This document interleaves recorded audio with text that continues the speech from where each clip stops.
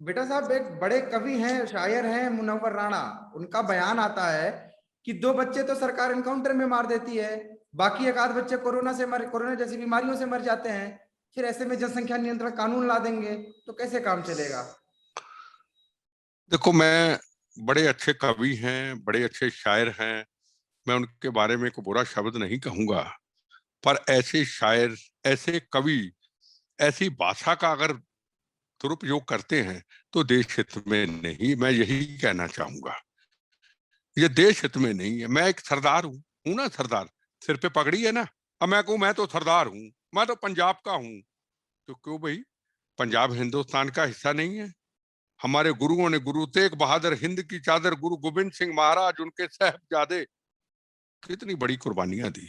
जलियांवाला बाग के अंदर हिंदू, मुस्लिम, सिख, ईसाइयों ने कितनी बड़ी कुर्बानियां दी। शहीद आजम उधम सिंह ने कितनी बड़ी कुर्बानी दी। जनरल डायर को जाके यूके में उनको मारा।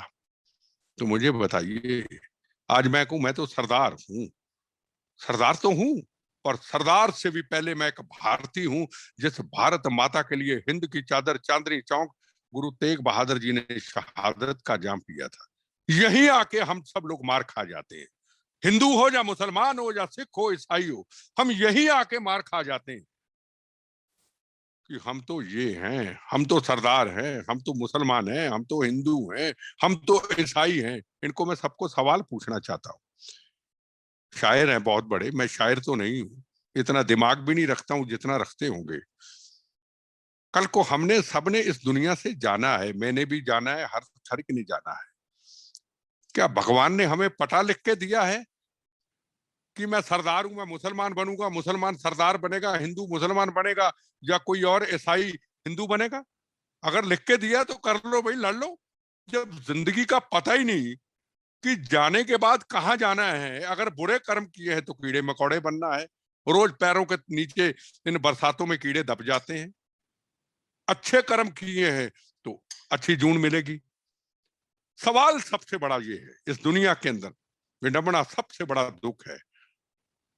हमें सब कुछ याद रहता है। ये कोरोना की महामारी आई, हर घर के दरवाजे के सामने मौत खड़ी थी, कई लोग चले गए, आज भी हम नहीं समझे।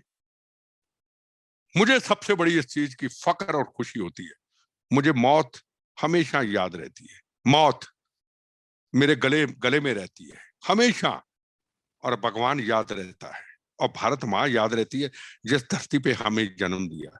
जिस दिन हर इंसान को मौत याद रहेगी, मौत से डरना नहीं, एक दिन जाना है।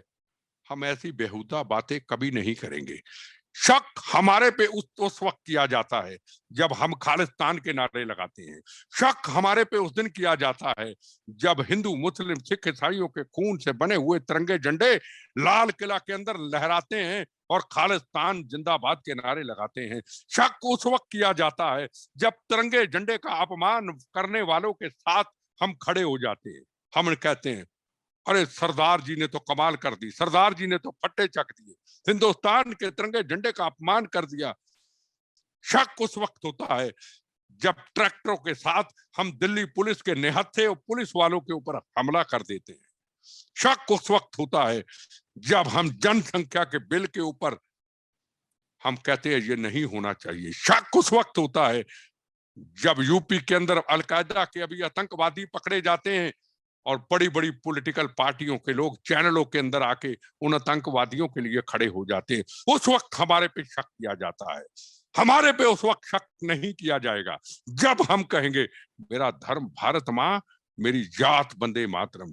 जब हम भारत माता को अपने से दूर कर देते हैं, जब हम वंदे मातरम को अपने से दूर कर देते हैं, अपने मजहबों धर्मों के अंदर बट जाते हैं, तो दुनिया हमारे पे शक करती है, और शक करना उनका उनका वाजिब है। Namaste. Please remember to subscribe to us and switch on the notifications for this channel. For our other social media links, more content, and to support our work, please visit citti.net. Dhanyavad.